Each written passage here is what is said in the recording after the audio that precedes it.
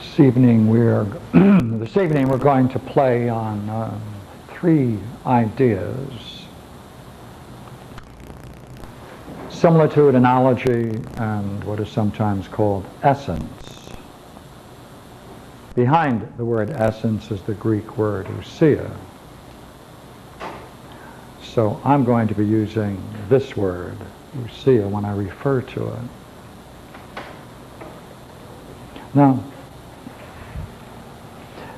this curious game of philosophy, the kind of philosophy that we are exploring, has a very interesting relationship between experience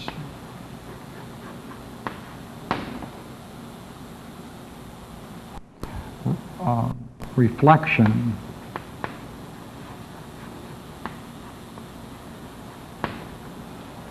discovering a language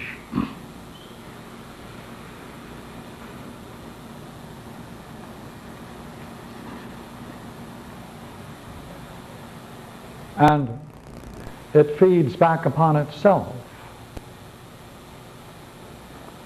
What's quite amazing about this kind of philosophy is that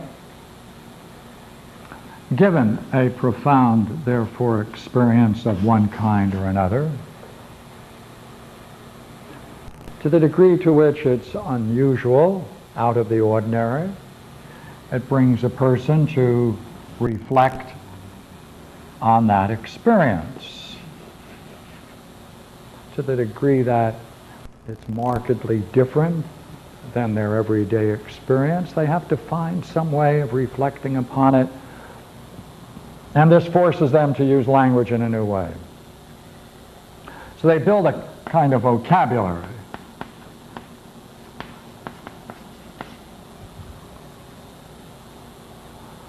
And the vocabulary then goes back on their reflections and improves their reflections. And that may in fact bring them again to another insight, perhaps into another experience, which in turn goes back and forth, one way to the other. There are some very clear examples of this, of course, in the Platonic tradition. Proclus, Plotinus. Therefore, it's quite dynamic. It's quite dynamic. Because what occurs is, as these experiences become more profound,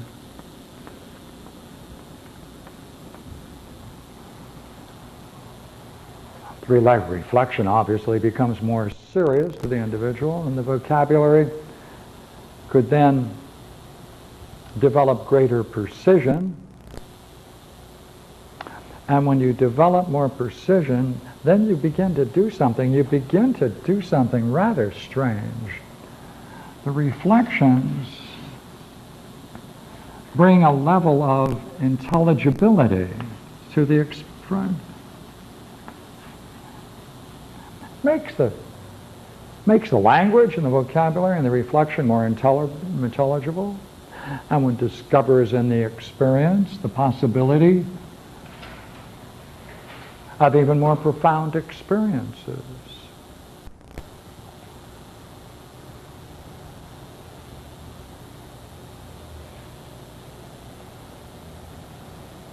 We need one more thing, which is very curious.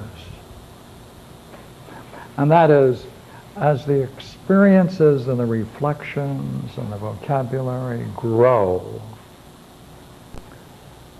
into levels of profundity, there's an increased insight into something that goes against the heart of most of our education. That is, one begins to build an appreciation, a sympathy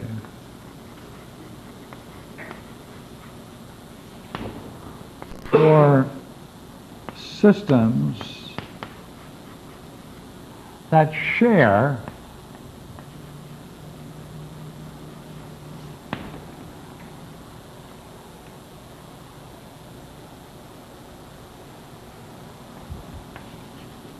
the same elements.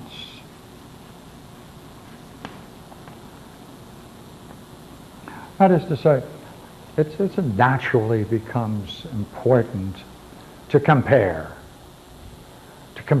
experiences, reflections, and language, and the development of how this language comes together into an intelligible whole.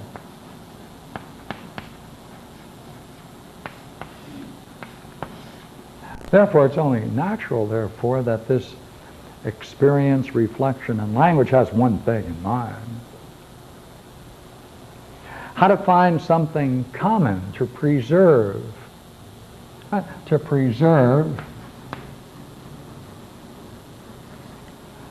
purify,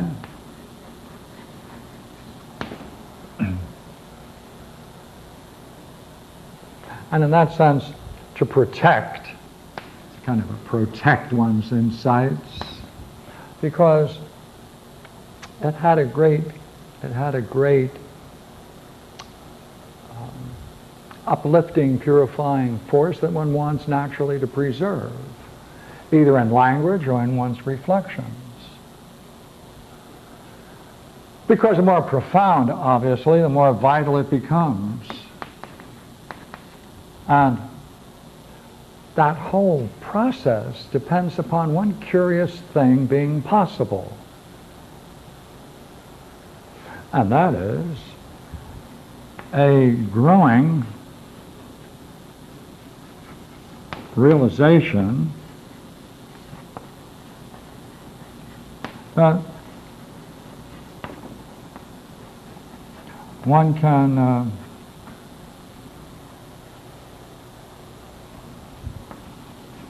grasp the nature of oneself as essential to the reality we inhabit, of which we are part and parcel. Because the more profound experiences you get are not into chewing gum. It's a growing realization that one can grasp the nature of oneself on more profound levels. That very thought, you see, as you reflect upon it, means in some way that at one time you were, to put it in one sense, asleep to what you were, to what you are.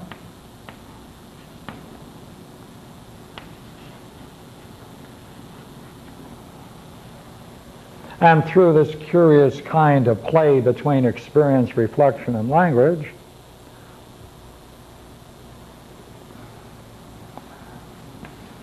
can wake up to a more profound idea of one's own identity.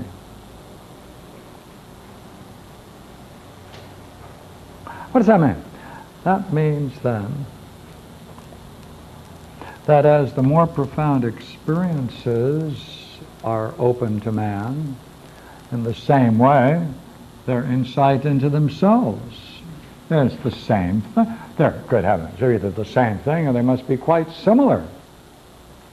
And the language and the reflection that one brings to it must bear some similarity to both the experiences and the unfolding insights into oneself. So therefore, good heavens, levels of experience, reflections upon it, the language, there is a certain basic similarity going on. And therefore the whole question is, what is the nature of this similitude? Now, similitude, I mean by that, is that there's some sameness between two things or two persons.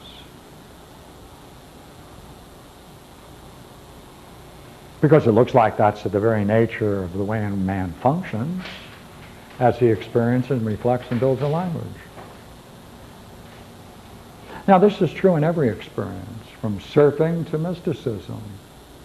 More profound the experience is, the more reflect, more the language develops appropriate to it.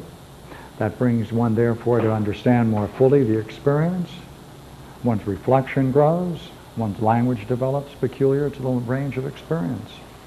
So we're not saying anything that everyone certainly wouldn't agree to. But I'd like to take a moment on similitude.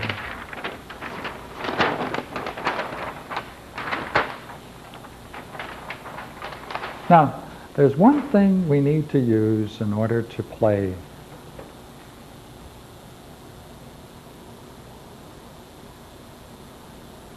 See, we're brought up to hold to the notion that all ideas are abstractions, lifeless things, mere words, nothing behind them, and nominalism. But we're into a different system. You see, what we're into is saying, no, on the contrary, causes, they are causes. They're causes of experiences. They're causes of our reflections. And these causes may be that we're participating more fully into ideas that have a vitality of their own, an intelligibility of their own, and a being of their own. Such an idea I would like to introduce, and that's the idea of similitude. And you'll see, right? Notice the way in which they approach it. This comes out of Proclus. What is similitude for Proclus? See, for similitude itself, it's talking about an idea. Similitude itself by itself, what does it do? It conducts and binds. That's what it does, right? It's like a thing. It is a thing. It has a being. Right? It has a being. It conducts and binds the many to one. Oh. Let's see if we can talk about the word similitude in a different way. All right, here, let me try it.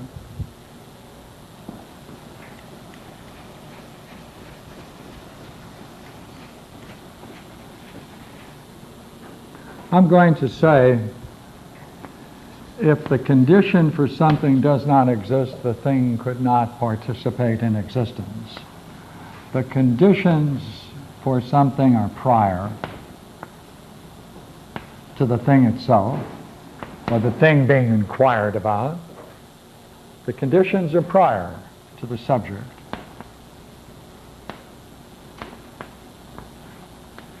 Or activity.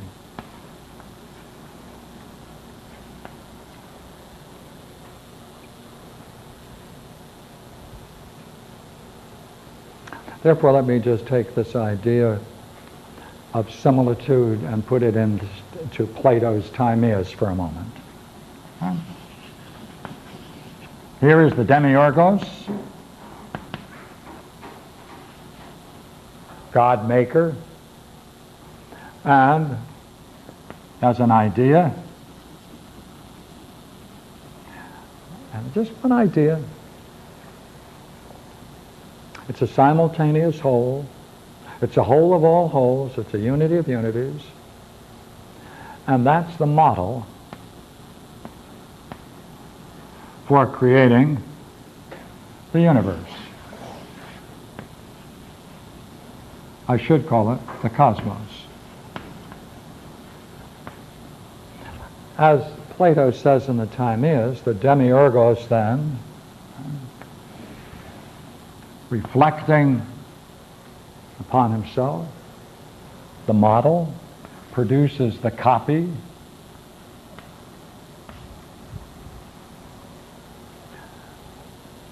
That's a similitude, see, something similar between these two things. Therefore, the whole idea of an idea being in the mind of God that creates the universe presupposes a certain condition must be present, and that is the condition for similitude. If the condition for similitude are not possible, then we couldn't have a model copy anywhere, including creation. That's why in the Timaeus he says, this is the supreme originating principle of the universe. Likeness. Likeness is the supreme principle. Because the idea of similitude asserts that something has already been accomplished. That is, a similarity between two things. The condition for a similarity is the idea of likeness being present. If the idea of likeness weren't present, or the condition for likeness were eliminated, if the conditions for likeness were not fulfilled, then obviously there could be no model copy generated. Therefore, the idea of likeness, see, the idea for likeness has some kind of existence. These conditions have some kind of existence. They have some kind of vitality. So look here, going back. For similitude itself by itself conducts and binds the many to one. For there to be a similarity between these two, a similitude between these two things, there must be something between the two that is the same. Well, then that's a bond. That's a bond. It connects. As father to son. So now, it does not only connects, it has an interesting power which is central to the whole discussion and really essential to all of Plato. We're used to the one, we need the other. This is the overflowing, this is creation. This is progression.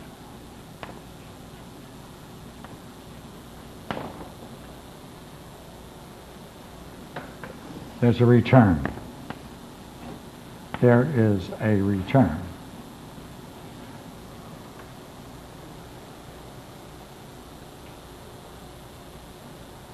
This return sometimes is called converts. So therefore, in the unfolding of the universe, the progression into the cosmos, then the condition must necessarily follow for a return. That return, therefore, is understood in a variety of ways. One way is that what the return is to the good, since all beings want to grasp the nature of the good and seek goodness in anything they do. No matter what they're doing, they're always seeking something they desire because it's good. The ultimate good for which all men seek is the good itself. Therefore, the condition of the good itself is the very condition for converting. Because whatever is generated here becomes naturally attracted to something it perceives as good. Taking that to an ultimate term, then these things then naturally desire contact and communion with their source. So therefore, similitude itself conducts and binds the many to the one and converts, see, secondary natures to the monads or the unity, which must exist prior to them. Therefore, you know what this says? For this to take place, we know what we need now. We need another term, don't we? For a progression and a return, well, the conditions for that, obviously the conditions for that must precede and come prior to it. Therefore, the idea of unity must be in place as the condition for the entire creation and return. Or unity or oneness, right, as a vital idea having its own existence. This we can change the name of and call a monad.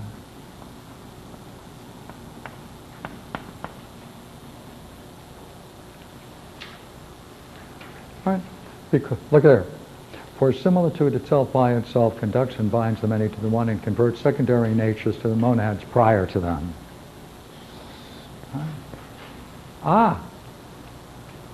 Now, watch what he's doing. For the very being of similars, whatever is similar, so far as they are similar, is derived from the one. The very being of anything that is similar must necessarily be, to the degree to which things are similar, must participate in, and the conditions for their existence must be the one. To the degree that any two things are similar, to that degree, they more and more they become necessarily approximate the one itself, of which they are both similar. Now look here. Now we can reflect back. Can we possibly now reflect? Remember what we were doing before? We were saying experience invites reflection, and that generates a language. So now we're taking this as our particular idea. We've been introduced to it. It's a kind of intellectual experience we're having. Now we want to see whether we can reflect on what we just did and come up with a new language. Say, if this is true, well, it conjoins, hey, look here, this unity, you know what it does? It conjoins, doesn't it? It conjoins the multitude, the many things, right, from which it is allotted its progression. Right? It conjoins that multitude. It brings them together. The progression brought them scattered into the multiplicity. Return, or the idea of unity, conjoins them to that from which it had its source or its progression. Hey, if that's true, look here, if that's true, look here, if that's true, look what we can conclude. On this account, similitude is that which it is, causing many things to be allied, similar, to possess sympathy with one another, with themselves, and friendship with each other. That's what similitude does, and akin to the one. So, therefore, the idea of similitude, it reflects a natural goodness. It reflects a natural goodness.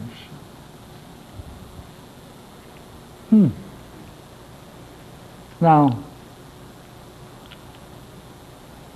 we need to explore this stage with a little more precision. We're going to get some more terms. We need some more terms, and we need to reflect upon more about the conditions for these things we've just been talking about, which is luckily enough why we have another page.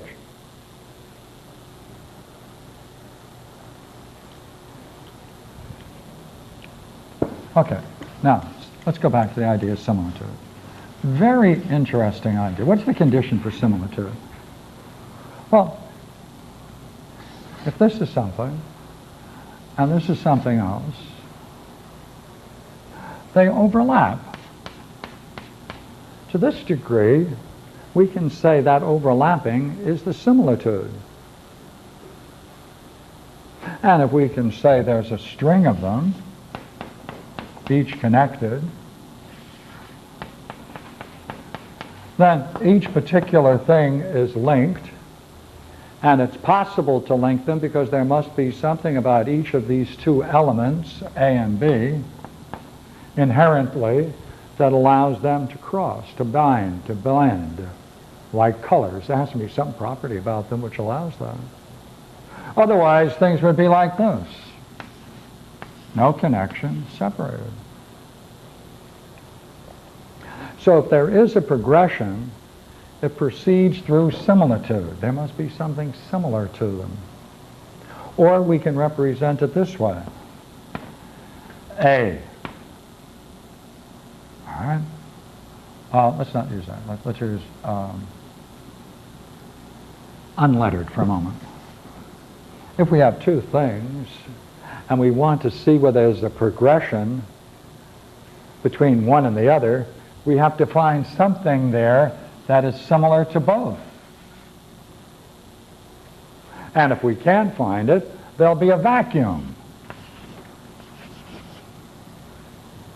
The idea of progression metaphysically means no vacuum. There always must be a mean term between two extremes. There must always be a mean term between others. In this case, we can say extreme if we want.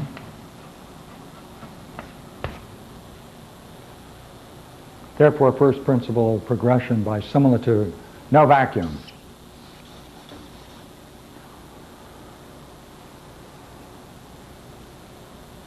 Therefore, there must be some, as in this case, some participation. There must be some participation. If there's participation, there must be contact, unfoldment. So sure enough, what does that contact and participation do? There has to be a communion, see? Has to be a communion. For all contact and participation brings about a communion of things that are conjoined. Now these two are conjoined, made possible by the third term, which is a mean. And it can only be joined because there must be something essentially about those things that allows it possible to be conjoined. But once conjoined, there's a sympathy. See, there's a sympathy of participations with the natures that are participated. Therefore, there's a kinship. This brings a kinship.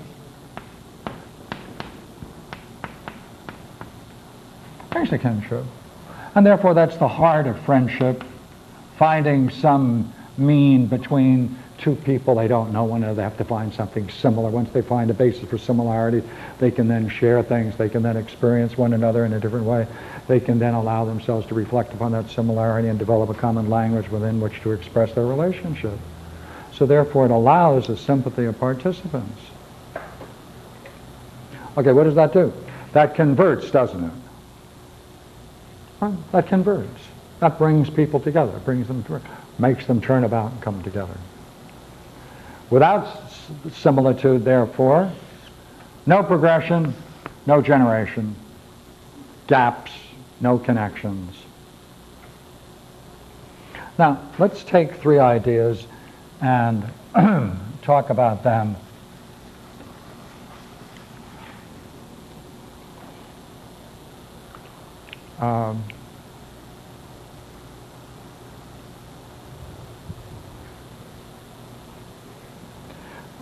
What I need to see is in the progression necessarily of these things, what we are agreeing to by accepting this model is that in a set of progressions, it must follow that similars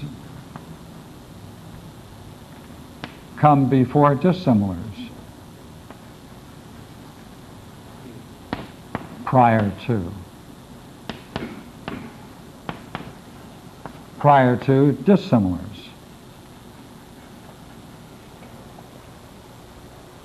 That's what that progression means. That means then, whenever we have a progression, it must follow that there is something about this, if it has the qualities X and Y, then through that kinship it's going to pass those qualities on. Therefore, there must necessarily always be, in terms of the progeny of anything produced, qualities which bear a close likeness to the very thing that is generated. Okay? There must be a likeness. Must be a likeness. And the greater the likeness, the greater the extent of its effect. The greater the likeness, the greater extent of its effects. That's what I'm going to play with for a moment, right? We don't need this anymore. So let's just play. If we can start with the idea of the one, another name for the one hyphen is the good. According to our principles, if there is going to be a progression, no vacuum, then there must be a similarity between the nature of the one hyphen good, and what follows.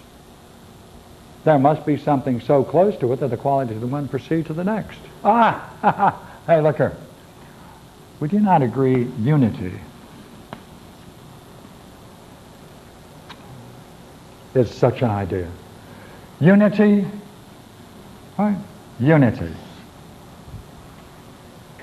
Now, if that's the case, if there is an idea, therefore, that has unity, we can also say, can we not, well, let's have three competing ideas that might be united. Right? Something that has being, or existence, vitality, or life, and intellect. Now, let me see why I chose those terms.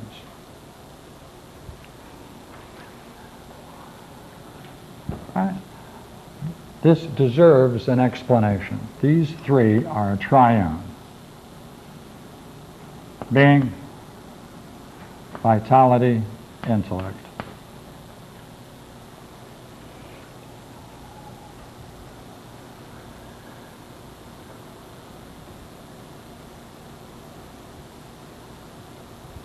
It is said that very, very profound mystical experiences, at least one class of such experiences that get people close to the divine or the very source of creation, is a divine luminosity permeates all permeates all, right, with a transfiguring radiance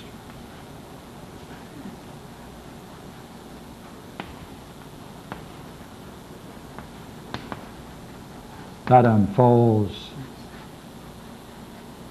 profoundly the nature of oneself hyphen dash reality.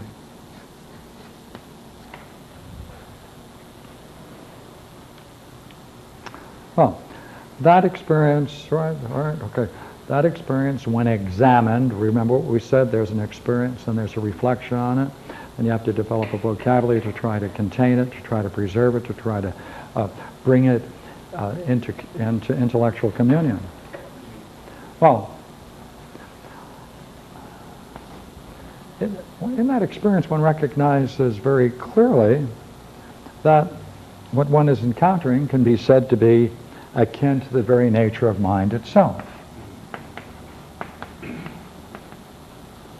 of which we are part and parcel. It's not dead, it has a vast vitality to it, overwhelmingly so. Right? And it shows, does it not, in the very language we're using, reality. Therefore, we are encountered with a more profound view of the nature of reality, which metaphysically we call that being with a capital B. Now, these are terms created by examining this experience and trying to put words that can grasp, at least in some small measure, the profundity of the experience. Now, remember what we were saying a moment ago? We have to go back to it now, right? And that is the idea of likeness, of any idea. It's the idea is more profound to the greater extent to which its effects are multiplied beyond another. Right? So look here. We're going to use these four ideas now. 1, 2, 3, 4. Would you agree, in all of our experience, there are many things that show evidence of intellect.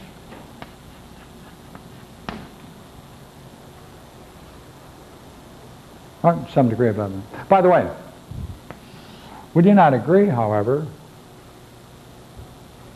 that if it does have intellect, it must, of course, be living? And there are many more things that are alive, hyphen vitality, than show evidence of intellect.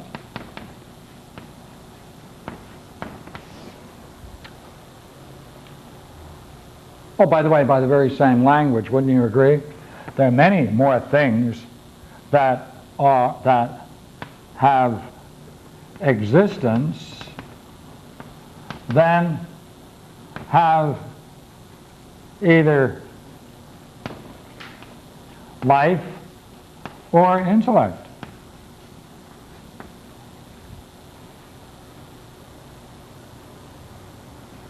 Right?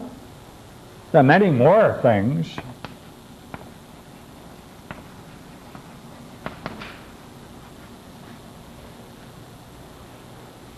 by the way, could you not agree by the same logic? There are many more things that have unity. Because some things may not have an existence, they may not have a life, and they may not have an intellect, but they do have a unity. Would you agree, however, that anything that has an intellect necessarily must participate in a unity? And anything that's alive must participate in a unity, and anything that has existence must necessarily participate in a unity. Therefore, the most general term is unity.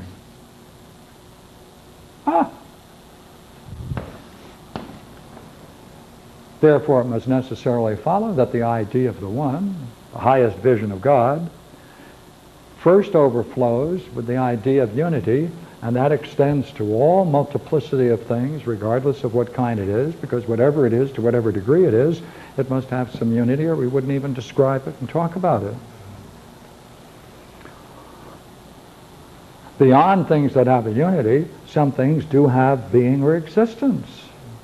And then some things not only have a unity, being, and existence, they also have life and vitality. Not only that, but some things have unity, right? They have being, existence, and life, and some have intellect. Therefore, that which has the greater number of effects is prior and closer to, or similar to, or more similar to its cause. Therefore, that which has the greatest impact through all things must necessarily be closer to its cause, and its cause is the one. Therefore, between these two things, we can expect the closest similitude. Now, look here. Taking that as our point of departure, right? Let me just make sure we can cover it here. You see, the nearer to the cause, the greater the multiplicity or the multitude. Right? One other thing, of course, that the idea of the good, insofar as it gives unity in these qualities, also gives it subsistence or power, same thing. I was going to turn it, but let me wait just one more minute.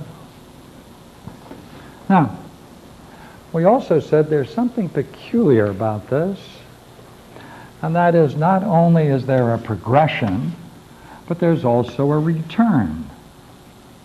Now, that property of returning upon itself, progressing and turning upon itself, is at the very heart of the nature of reality. What is the condition for that? Well, that's a curious question. That means there must be something integral, right, essential and integral about the nature of reality that reality can, does, must have the capacity of allowing that return to its cause. That possibility of the return to its cause must be at the heart of reality, and therefore it needs a special word. Ousia. Now, I'd like to talk a little about that idea. Okay, let's talk about it first. Now, I'm going here to this idea we've developed about being, vitality, and intellect for a moment. All right, make it a little bigger. Being, vitality, intellect. Now, they are not separate things. I put them in this triangle that suggests spatial difference. But these should really be hyphenated.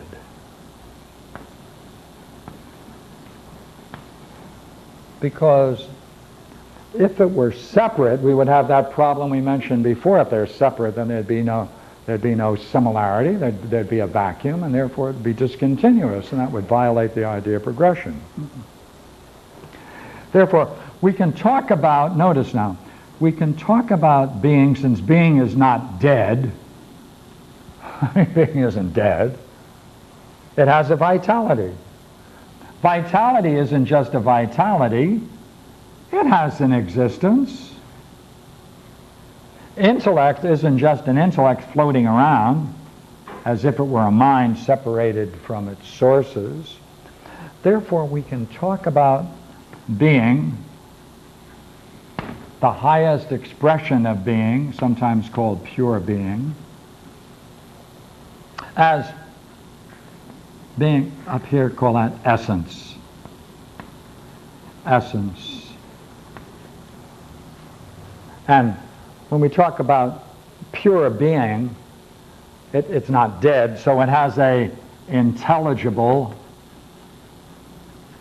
vitality, and it has a intelligible intellect.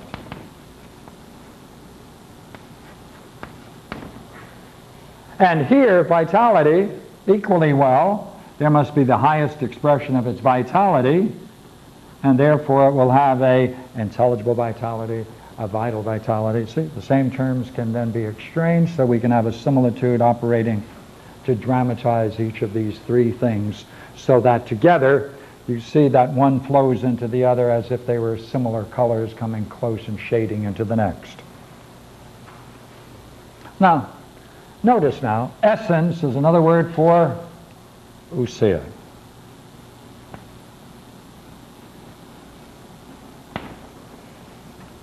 Now, this highest expression of being, ousia, has a very interesting metaphysical kind of origin, and I'd like to just talk about that for a moment.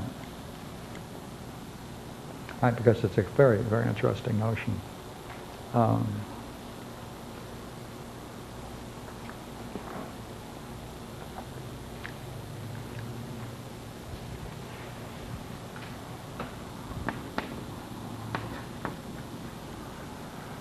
The first two ideas on reflection,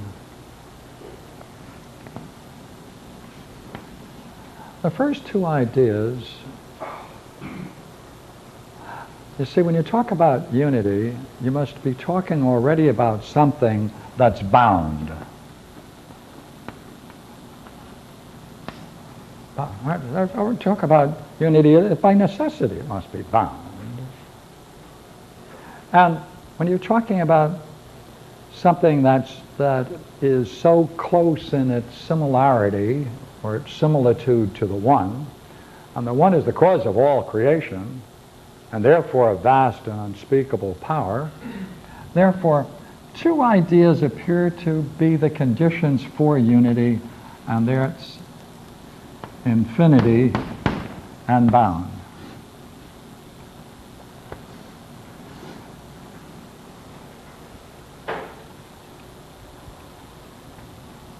What are these? Conditions. Well, therefore, unity, unity presupposes something coming together in a unity. Can't have a unity without it. The bound and infinity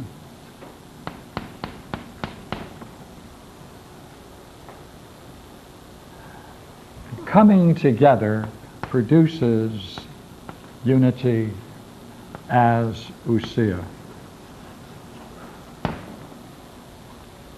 And anything that mixes must necessarily have three qualities. Must necessarily have three qualities. Any mixture. And therefore, the first mixture, the first idea of unity, right, must by necessity have beauty,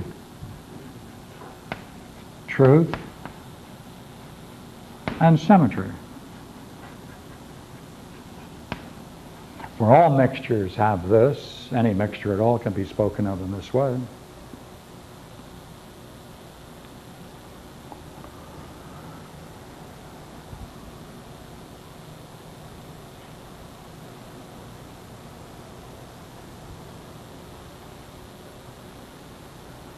Now, if you see what I'm doing visually, maybe I can help with this now, right?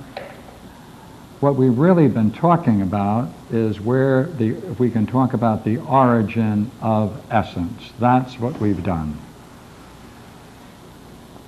By talking about, as it were, the conditions for that being.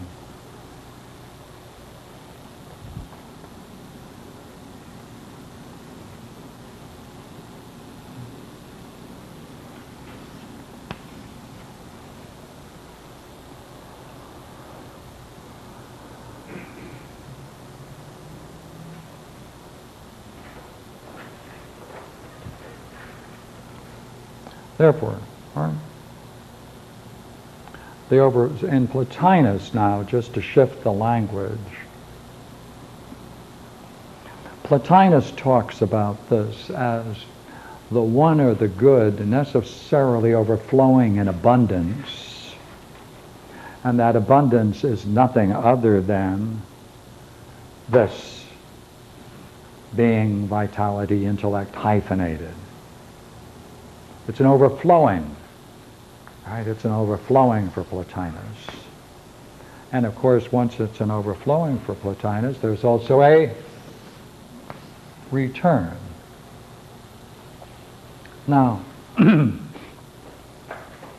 this experience, which is what we try to describe here, divine luminosity that permeates all, right? With transfiguring radiance that unfolds profoundly, the nature of oneself and reality. When that is experienced, it is always experienced and described, independent of culture and time, with the terms, good heavens, I have experienced a profound beauty.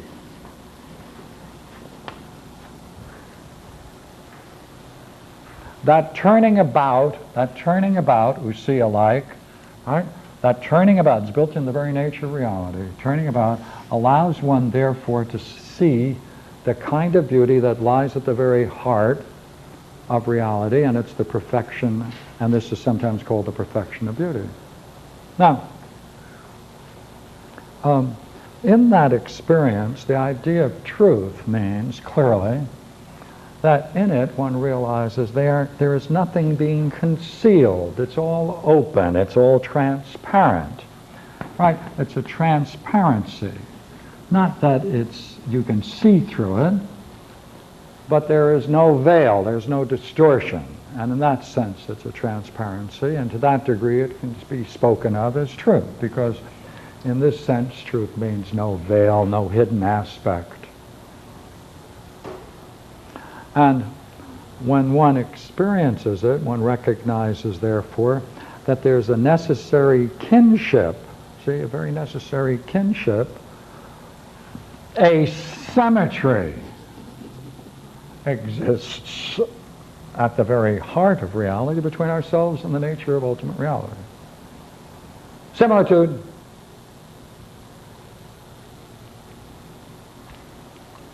Now,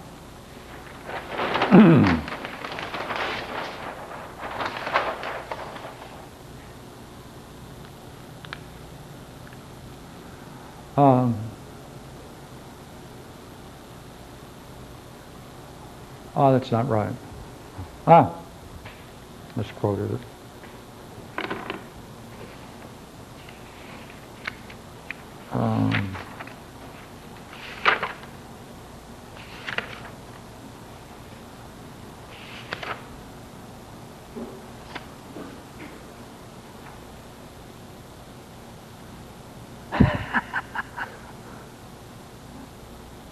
Yeah, I did.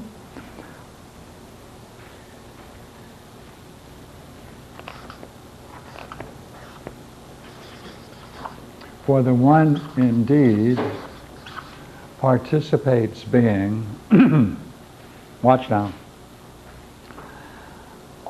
I should really put in here, only as an illuminating, truly existing essence. Illuminating, truly existing essence is Usia.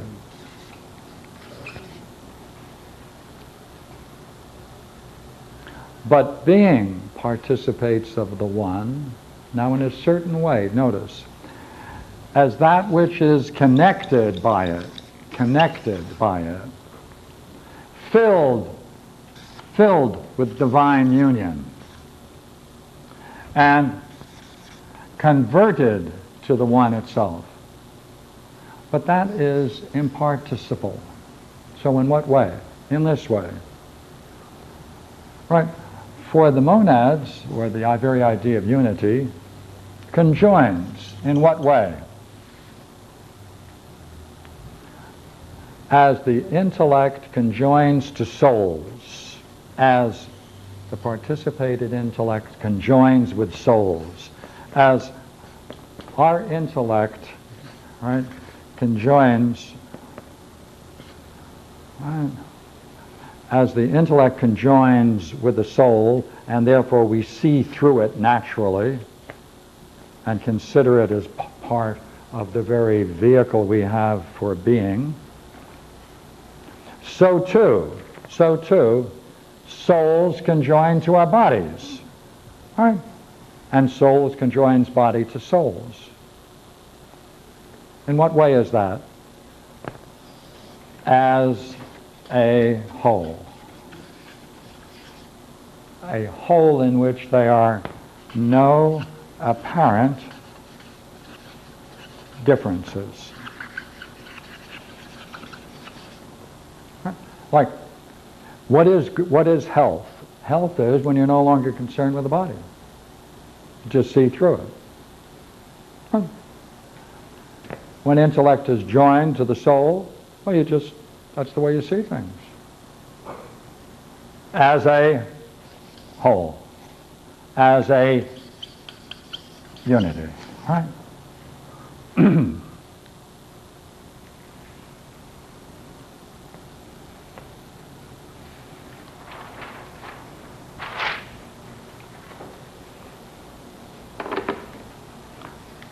So I thought I would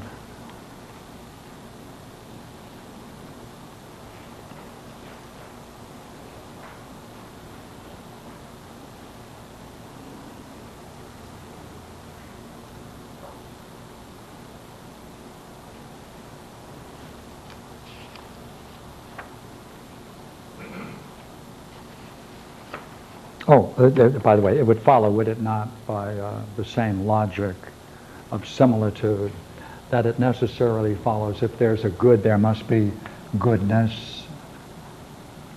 There is one, there must be unity. Right? If there is unity, there must be union. If there is union, there must be communion.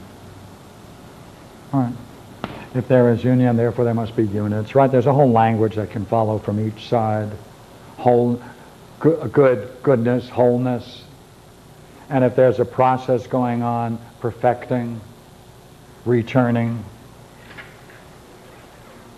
I should have said that earlier, but I just wanted to pull it in quick.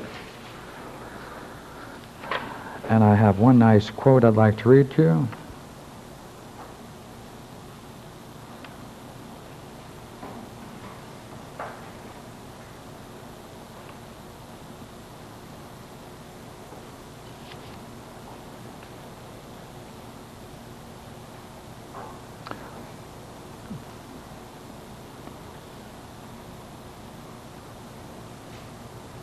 Since there is one unity, the principle of the whole of things, and from which every hyparxis, which is a natural flowering, derives its subsistence, that this unity should produce from itself, prior to all other things, a multitude characterized by unity, and a number most allied to its cause.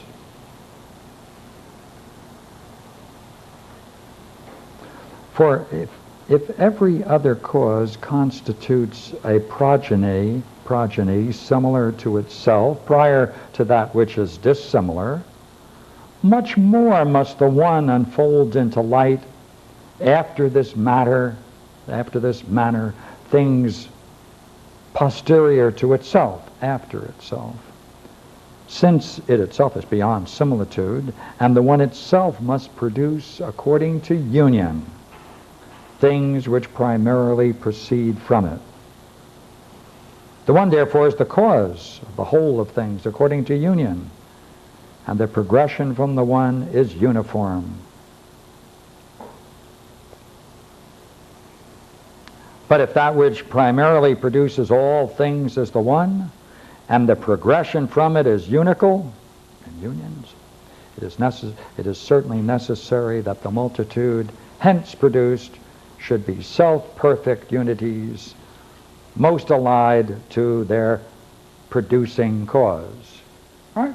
Therefore, this unity is going to be most like its producing cause, the one. And therefore, it must therefore necessarily have a similitude. Now, let's see if we can then push one more step and pull it together on another level. Similitude means there must be things in the same class.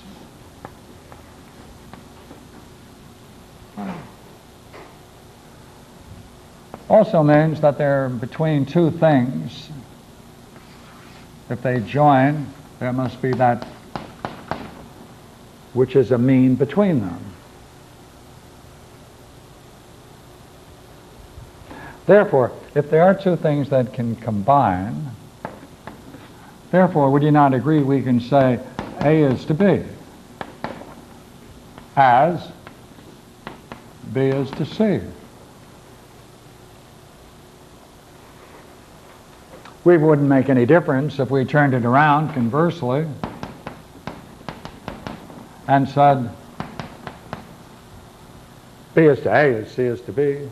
We can express similitude, similes, by taking terms alternately.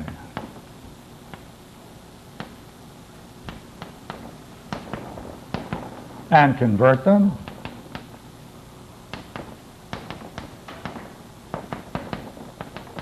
Therefore, we have a transformation of a basic mean between two extremes, represented in this way. Now look what we have. 1, 2, 3, 4. We have the second term B that can be found in every place, twice. BB, BB, BB, BB.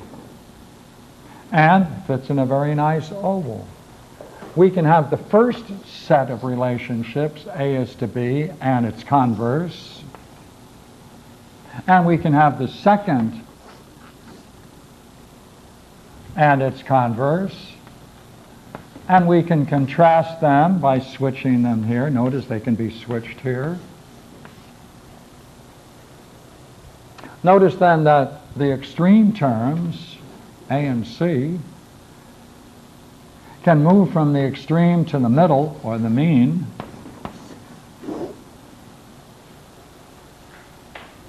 Notice, therefore, that A, B, B, C, taken backwards, is CBBA.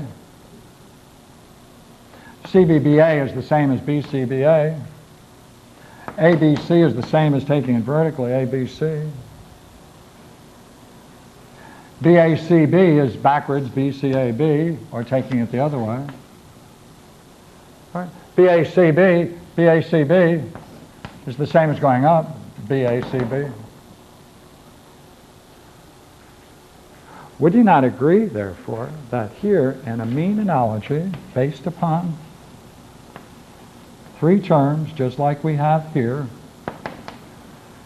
that we have an amazing way of representing a beautiful similarity, ordered, structured, and the four ways in which you can represent a mean analogy.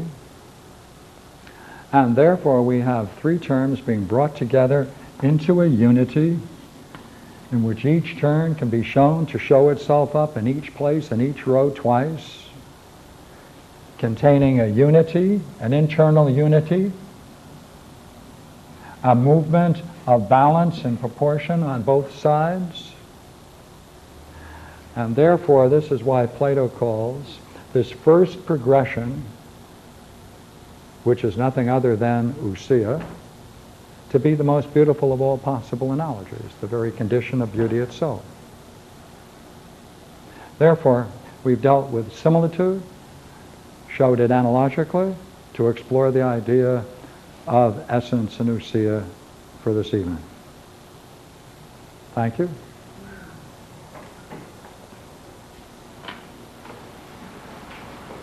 Yeah?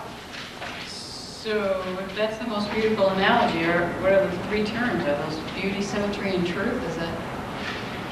The three terms are here: bound, infinity, and essence.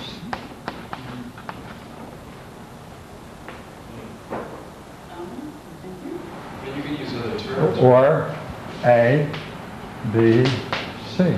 Pardon me, I changed the terms then. A, B, C. B is the middle term. Sir? You can use other terms then. You can use other terms for that. If I understand you correctly, yes, many things, so long as they can be placed in classes where that property exists, yes. Yes. Yes. You can put grandparents are to your parents as your parents are to you. That's a natural mean analogy. Right? Showing a progression. And isn't it likely that that kind of progression has no vacuum, no missing terms? Or certainly without your parents you wouldn't be? I think we can find total agreement to that possibility. Yeah. Question? Sure. You broke down the one, the good, and the unity into...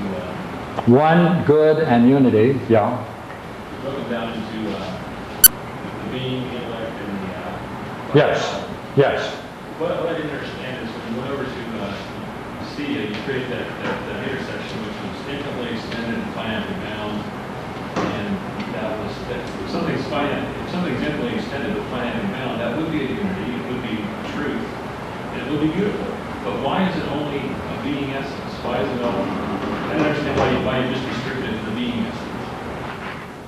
Why did I restrict it to being? If you had that triangle with the nested triangles. Okay. Let's change that word. Watch.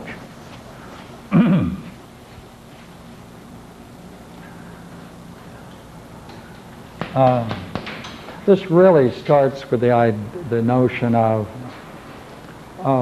what possibly could be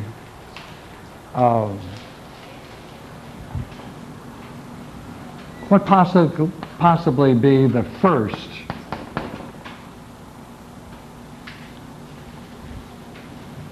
first creation.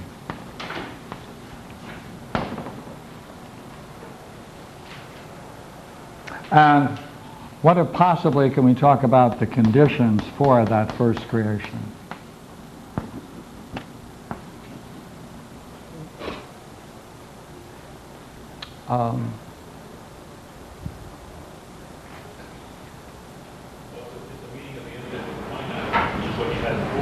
Infinite and finite. Well, bond, yes. That's where I'm going.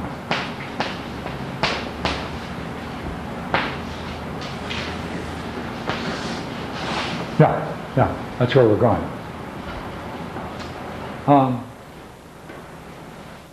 You see, the difficulty in doing metaphysics with a theological language is that the terms cannot be generated on the basis of similarity.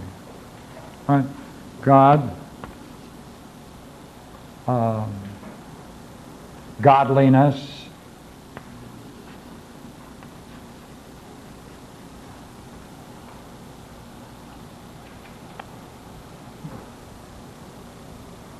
look, one, there's a whole set of terms that we can show have a certain declension, as it were, from one.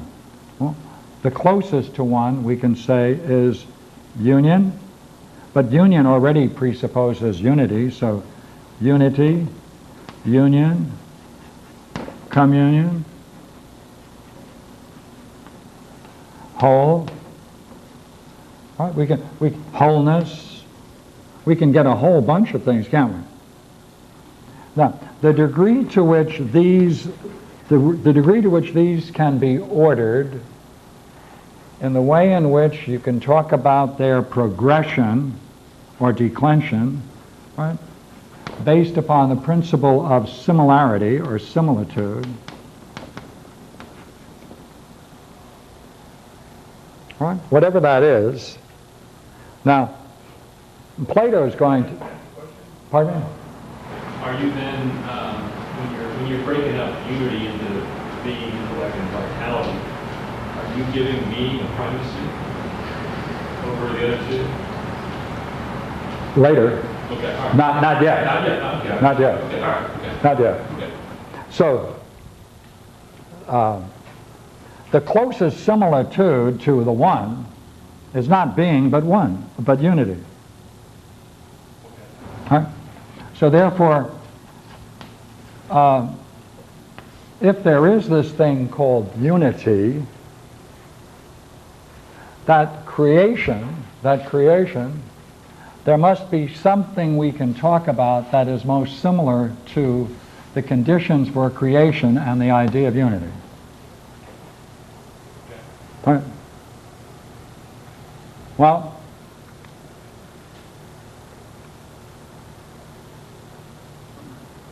unity itself presupposes that it's already circumscribed, bound, presupposes bound. Right. But the closest thing of unity to the one, right, the one as a creative must be vast, infinite.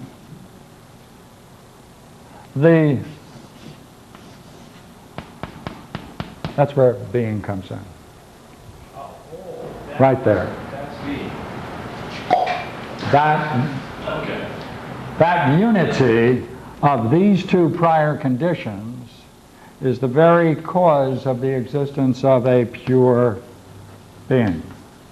This pure being takes on different terms, but the key term in Proclus especially is ousia, or how do they talk about it? Truly existing essence. Okay, so that Yeah, I should put that down. Truly existing essence. But see, in English, the word essence doesn't have any recursive power to it. You can't derive it from that idea. So being came into existence and vitality and intellect follow? Or? Yeah, now you can talk about what properties must be in a pure being. Okay. All right. Right, okay, so that's how it's generated. Yeah, okay. When you were talking about there's not only a progression but also a return, Yes, you made, I think you asked the question, what is the condition for that? And then the statement that there must be something integral about reality that it has to have a returning. That's the way I took it, and that transition, I really didn't see if you were showing how the nature of reality is such that it has, that there's a necessity for reversion or for Lucia likeness. Do you see what I mean? if there were no return, then by necessity, then there would be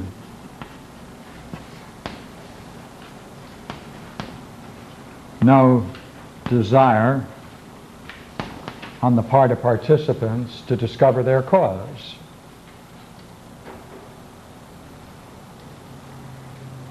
Would you agree with that? I think so. All right. If there would be no desire on the part of participants to return to their cause, there would be no sympathy, right, or any interest in any communication with its source. Fair enough. Right. Now, if there would be no desire on the part of the participants, then by necessity, according to this logic, then its cause could not be seen or regarded as beauty itself. And more beautiful than it than those that have a desire. But desire for beauty is inherent in anything that has an intellect. Right? And there is always a sympathy between a cause and its progeny or its result. Right? So therefore there's a natural sympathy in the universe for a progression and a desire to communicate and to return to its source. For if it were not the case, then there would be no reason to assert that it is beauty in itself and the experience of beauty in itself, or discovering the fact that man does have a source beyond his biological nature, and therefore there would be no necessary sympathy between man and his cause or the cause in man. Therefore, there would be no descent, as they call it, of goodness. For the image of goodness presupposes all things. If there is any goodness, there is a perfecting. And a perfecting must be as a result of a basic ousia-like return, because the return always presupposes a return to a more profound level than the level upon which it desires. Desire is always unfulfilled. To find it fulfilled, one has to enter into a different way of being to participate with the object of one's desire. Right? And therefore one has to emerge out of one's isolation and move, etc., and go through the need for sympathy, communication, and desire.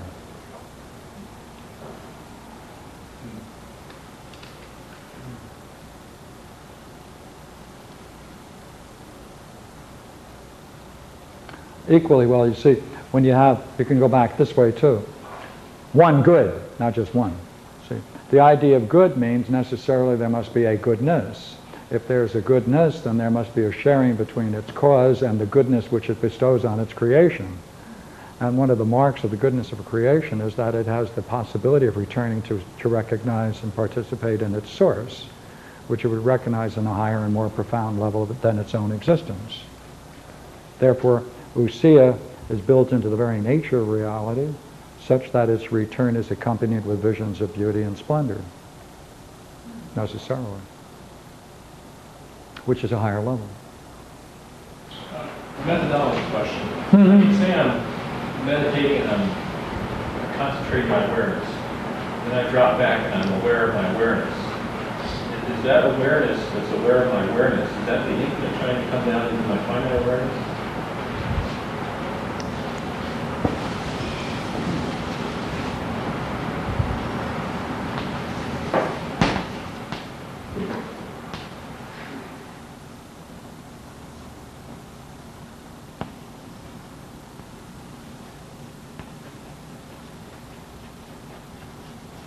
If I am aware of my awareness, it wouldn't be mine.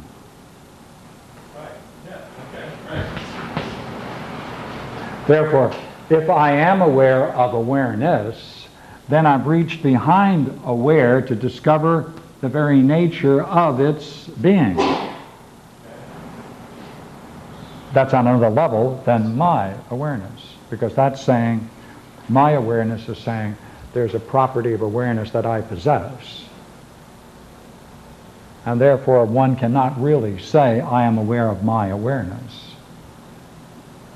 Because this language is inappropriate. Isn't it awareness is aware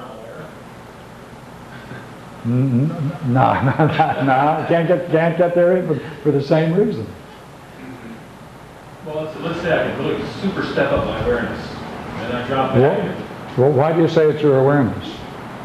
Well, I'm just playing with meditation. No. If you mean it, if it's simply a way of communicating language, I won't pay attention to it. I'll just take it as a mode of language. But if you mean to assert ownership, I have to ask you whether you intend that or not. Well, I don't know yet. Thank you. Therefore? I don't know. Well, that's why I'm asking the question, because there is awareness that's aware of my awareness.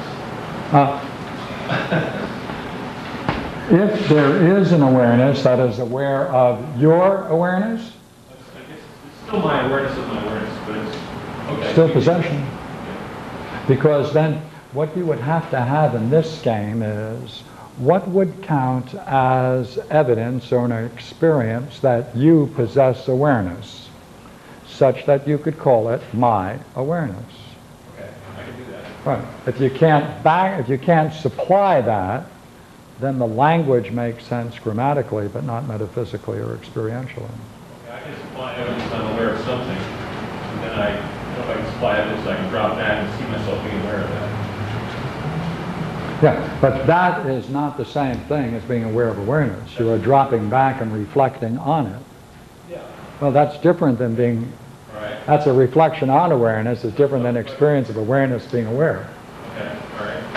Right, if we're following. Yeah. Thanks. Okay. I was trying to figure out how to become, a being. I thought that awareness was the awareness of my God self or something.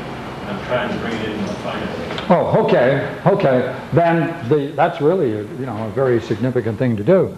The question then is to see if there's a me.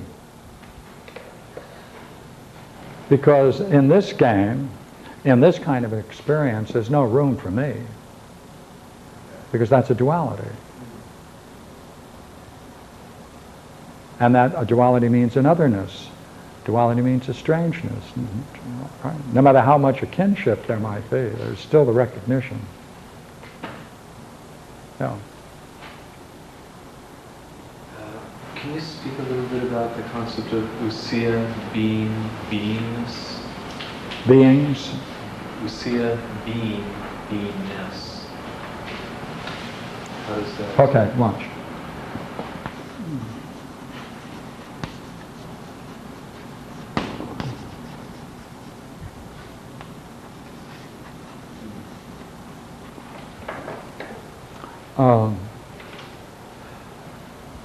If you would change this and say, usia being a pure being, then I can do it. But not if you ask usia being beingness. Because beingness would be what is common to these three. That's beingness. Ousia, being a pure being, in our example, would be, right, taking this as our example, right? The highest, purest sense of being is ousia. And ousia, being a pure being, would be to say that the fullest expression, the most beautiful expression, the fullest flowering of being is ousia. Ousia is a quality of turning on itself. Yes, that is the fullest flowering of being. This is They call that hyparxis. as high as it goes. Yeah. Yeah. They call what hyparxis? Hyparxis, yeah. Hyparxis meaning The fullest flowering, the fullest unfolding and flowering of that which has the potentiality for emerging on higher levels. I feel like I should know the answer to this, but I... Good. Well, I don't see how desire and beauty are linked when you say Oh, that's easy. Have you ever been bored by beauty? No. What happens the more you encounter something more and more beautiful? What does it do to you? It arouses me. I don't know what the word means. What does arouse mean? Excited, vital. Oh. But What's another word for it? Does it want to rouse to something? Yeah, that would, yeah. yeah, What? It's aroused to something? to For participate, something? For to something? have it, to participate in it, to. But you wouldn't want to call that a desire for it, would you? Yes, I would. Oh, what was your question again? Wait, I understand that the presence of beauty causes desire, but the way you said it before, you said if no desire, then no beauty itself. No experience. No experience of.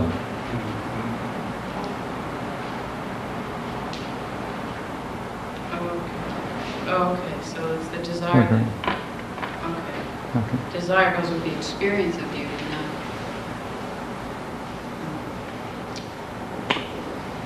Okay, this brings our Tuesday night series to a conclusion. And thank you for letting me explore these ideas. I had some more quotes, but it's 9 o'clock. And I enjoyed it. Thank you for coming. Thank